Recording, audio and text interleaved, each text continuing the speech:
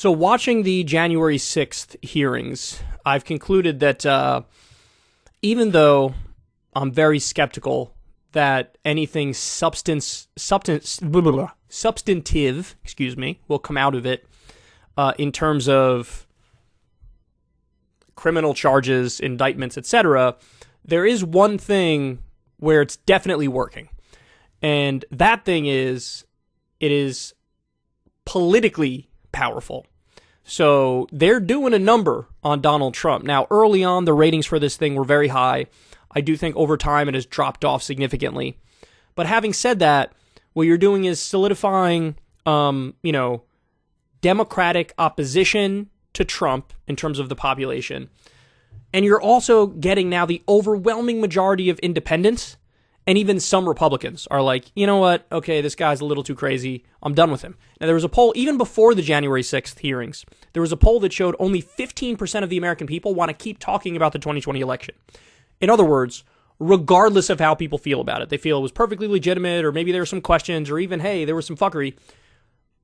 Everybody's like, okay, but either way, we're moving on. Biden's president, it's done. Let's move on.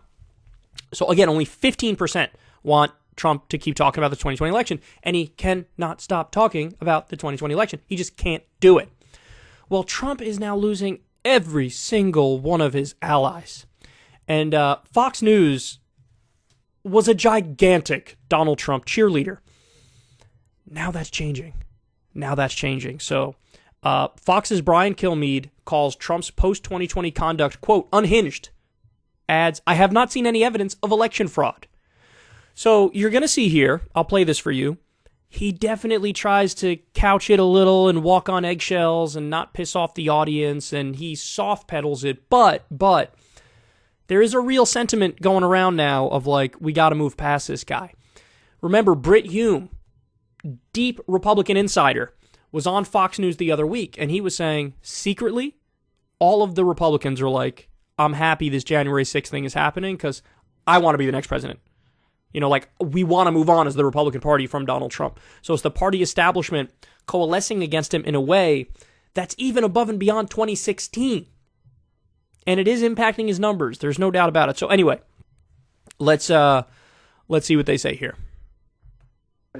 Now, Brian, I want to play a clip from Richard Donahue. He testified at the hearing about pressure on the Justice Department, former acting deputy attorney general. First, he talks about what Trump said to them in an Oval Office meeting, and then he talks about whether he would resign if a letter was sent by the DOJ to the Georgia legislature. Roll it.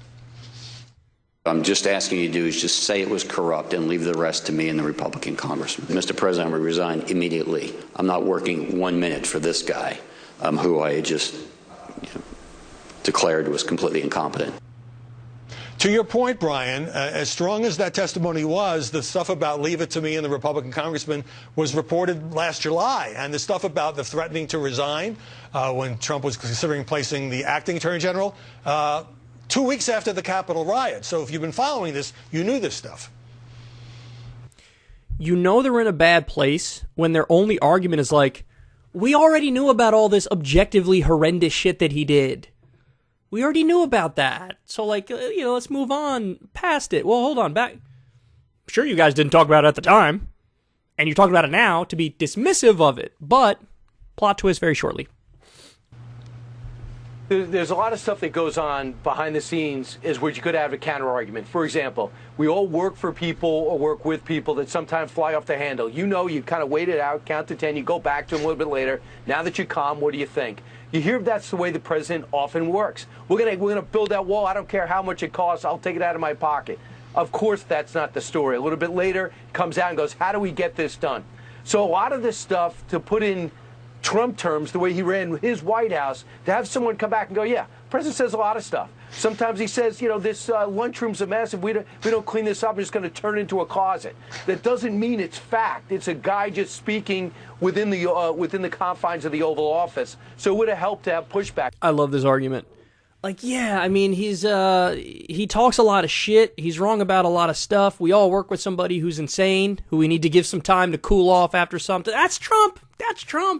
Now, again, as of now, it sounds like it's a defense But once again, the president was unhinged during that period. I interviewed him at West Point, and he was kind enough to give me a few minutes. I've never seen him so angry. That was in between the election and January 6th. As soon as we were done, he just stormed off. And you know how long I've known him for 15 years or 20 years prior to him going to the White House. Okay. I've never seen him so angry. So he's convinced he was robbed. There's no doubt about it. But I have not seen any evidence, and these are all incremental examples. All right. After the break. Attention homeowners. He was unhinged, and he's convinced this thing was stolen from him, but I have not seen any evidence that convinces him of that. He's losing Fox News, man. He's losing Fox News. He's lost the entire Republican establishment. He's losing Fox News, his biggest cheerleaders. I'm telling you, there are political consequences as a result of this January 6th hearing. Now, look, I'm on the record early on as saying we don't need January 6th hearings. We don't need some sort of committee because we saw with our own eyes exactly what happened on that day. We know exactly what happened. We have it on video. We know who committed crimes, when and where, go after them, arrest them, charge them, etc. Everybody who actually committed crimes. The peaceful ones, no, you don't need to do that because that's against the First Amendment. The ones who committed real crimes, go after them. And then let's call it a day. Let's move on to the business of the day, which is materially delivering for the American people so we don't have things like this happen again because people are satisfied and satiated and materially okay, etc. So I knew it was theater from the beginning. But sometimes theater ends up being effective.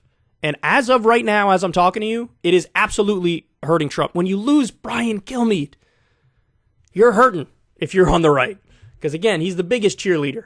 So now what I will say is this. I cannot promise you, and I cannot assure you, that everything that's happening now that is driving down his numbers will stick. But I can tell you right now, that is the reality. The reality is he's hurting, he's struggling. 58% of the American public says he should be criminally charged. Criminally. And they're talking about January 6th. January 6th, a tough one to criminally charge because he spoke out of both sides of his mouth. I think there's other things you could or should criminally charge him for, but various instances of obvious fraud and economic crimes, etc. We've gone over those things time and time again. But when 58% of the country says you should be criminally charged, you're not really poised to be president again now, are you? Now, by the way, this is not me saying, oh, well, Joe Biden's the one who's going to, hang on and be easily the president in 2024. Of course not. Joe Biden's numbers are historically low. Joe Biden is despised right now. He's doing nothing to turn around his numbers. In head-to-head matchups with Trump, Trump is winning versus Biden. So, we still got a serious race going on here and serious contenders in the conversation, even though there are all these strikes against them. But the situation is ripe for others to fill the void. Others. On the Democratic side now, you have a conversation about Fetterman or Warnock or Marianne Williamson, etc.